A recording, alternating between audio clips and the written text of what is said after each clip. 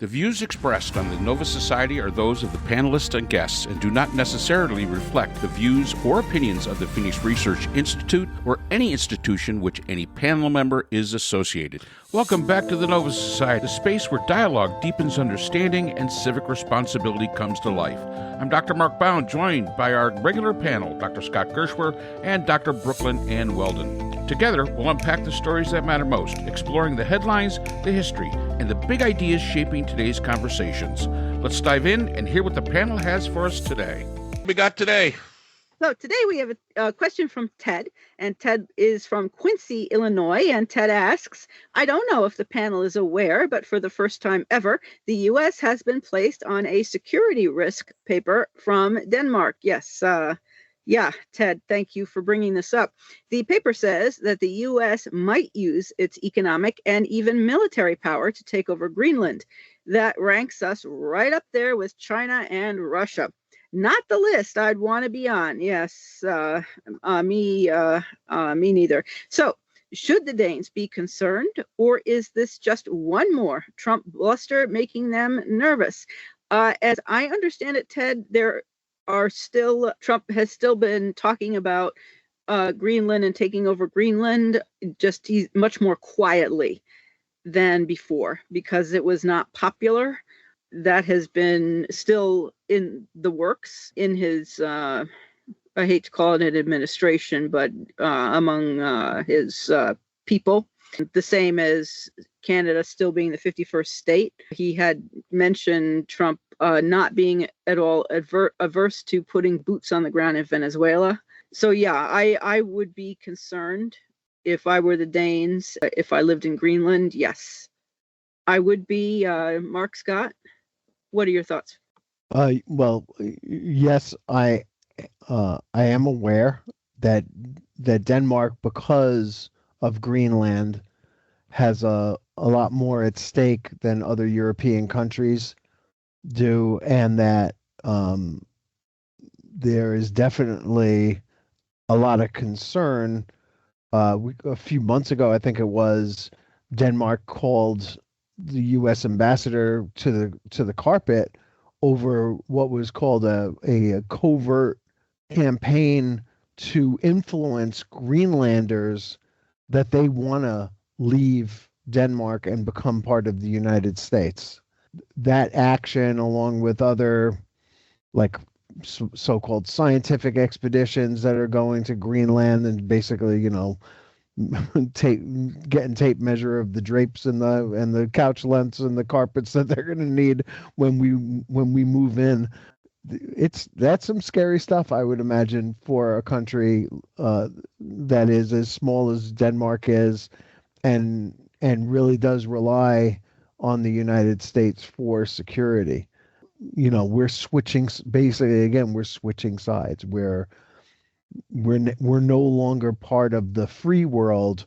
We are moving toward the really unfree world, or the sphere of influence world, where we would take big chunks of what we consider to be America, whether it's in Central, South America, or North America, or even adjacent land like Greenland, and make that part of our sphere of influence. I'd be concerned if I was Denmark. I mean, I don't know how far this is going to go, but Trump has said, and I would take him at his word on this one, that hook or by crook, he's getting Greenland. He's going to make a play one way or another, whether he's going to buy it or just put troops on it and say, stop me. He wants that. He wants Greenland, and he wants the Arctic Circle and all that. Yeah.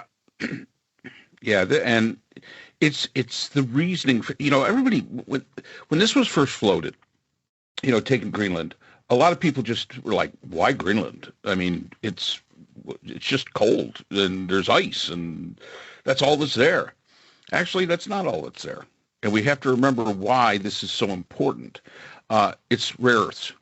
It's the minerals that exist in Greenland that we simply don't have. And once again, this is a self-inflicted wound by the United States.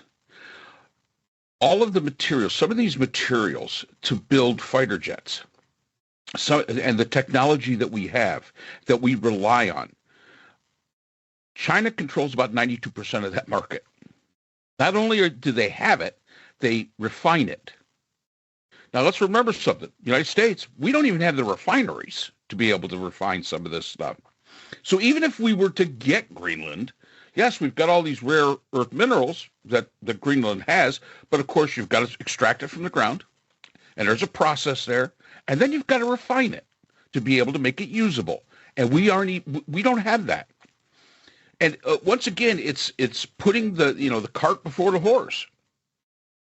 We could be doing that. China, I hate to say it, USA, China did it right. They recognized what they had, and they recognized that they had to make it so we can extract it and we can refine it, and we don't have to rely on anyone else. And that's a hugely important thing. That's an important thing that Greenland would give us if, in fact, we had the infrastructure to do all the things that have to be done with these rare earth minerals. Because let's face it, you want to build a new fighter jet? The United States stockpile of these rare earth minerals only probably at the best estimate that was given probably about 2 weeks ago is about 10 years. After 10 years, we're out. And now we're basically going to have to go hat in hand to China to get this. So, before you talk about taking over Greenland, probably the thing you ought to do is you ought to, I don't know, let's try some diplomacy. Let's go sit with the Danish. Let's go sit with the Danes. They're pretty reasonable. Let's face it, they're the happiest country on the face of the earth. They always seem to be the happiest country on the face of the earth. Let's go to them and say, listen, keep Greenland. That's perfectly fine. We're going to help you, and you're going to help us. We're going to start building those refineries here in the United States. We're going to help you extract it, those rare earth minerals, and we're going to refine them. Both of us make out. You make out for the revenue. We're going to share the revenue a bit here. That's exactly what they should be doing, instead of threatening to take over Greenland. Because, again, you could do that tomorrow. Could the United States take Greenland? Yeah, tomorrow, no problem. But the fact is that what are you going to do with the rare earth minerals? Oh, you got to go talk to China and ask them to refine it for you. Good luck with that. Good luck with that. You don't have the infrastructure. And yeah, you're right. You're right, Ted. That's not a list that you want to be on. It's a really a tale of our times today when another security agency from an ally ranks us as a threat. And I'm not sure that Denmark is the only one that looks at us that way. This is just one that just came out that we know about. How many more of those European countries that are our allies? And how many, European countries that are allies with Denmark are reading this same piece of paper, this same report from their security services, and saying, you know what? Yeah, they're right. They're right. Now, Denmark's concern is, of course, Greenland. But there's also an awful lot of other concerns that those European countries have got to have. There's got to be a ton of other concerns that they've got. And this is just another one of those, hey, thanks, Trumpy Trump. Your diplomacy is absolutely brilliant. You're ostracizing us. You're putting us basically alone. And that is not the place that the United States wants to be. So, yeah, you want to go take Greenland? Go ahead. For all the good it's going to do you. Well, and ironically, the only reason that Greenland has become a target is because of global warming, which now gives you accessibility to things that you weren't able to get to before. And ironic, Trump doesn't even admit that it exists, but he's taking full advantage of the effects of it. I think the larger picture here is, as you say, Mark, I completely agree. Denmark's not alone here. They're the canary in the coal mine right now. Yep. And that all of Europe basically is dealing with the idea that Trump doesn't care about Europe anymore. And if he ever did, I mean, Trump says that the United States shouldn't care about Europe. that we need to take care of our hemisphere, and that the entire column of North America, Central, South America, and the poles in our region are ours, and that the Europeans can be in the Russian sphere of influence, and the Pacific can be in the Chinese sphere of influence, and those three great nations are going to run the world. And Trump has been saying that. I always used to find it bizarre when Trump would say things like, "Don't we want to be friends with Russia?" And I'd be like, "Why? Russia's nothing. Like, it's not what it used to be back in the old Soviet days. It's nothing. It's a regional power." But he's bolstering them to the point where they could actually become a global dominating force that exists in co-opetition with the United States sphere of influence and the Chinese sphere of influence. And the whole world has to be shuddering. Denmark was once part of our sphere of influence, of the Western world. And we were the leaders of the Western world. And Trump voluntarily doesn't want to, he sees nothing but costs and no benefit to being the leader of the Western world.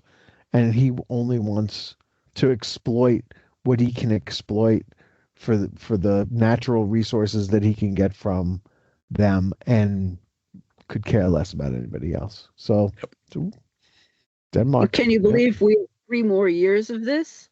And Vance isn't any better. Yeah. So. Well, Vance is the one who's over there in Greenland.